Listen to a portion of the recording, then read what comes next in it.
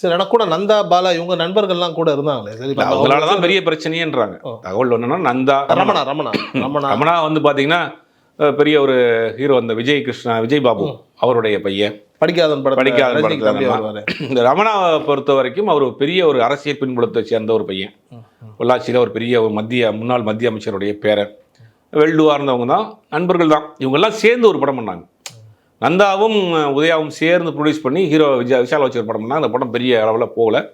அந்த படத்தில் ஏற்பட்ட சில கருத்து வேறுபாடுகள் தனித்தனியாக போயிட்டாங்க. இப்போ நண்பர்கள் பெருசாக இல்லை, அடுத்த படத்தை நண்பர்கள் பெருசாக இல்லை, அடுத்த படத்தை மூவ் பண்ணி கொண்டு போக முடியல அப்படிங்கிற விஷயம். தனிமை அப்படிங்கிறது அப்படியே கொஞ்சம் கொஞ்சமாக அவர் வந்து தனிமைப்படுத்திக்கிட்டார் தன்னை.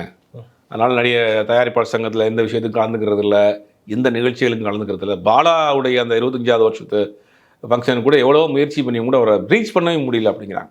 அந்த மாதிரியான ஒரு தனிமையை நோக்கி போன ஒரு விஷயம் நீங்கள் அவருக்கு இந்த அளவில் கொண்டு விட்டுருக்கு.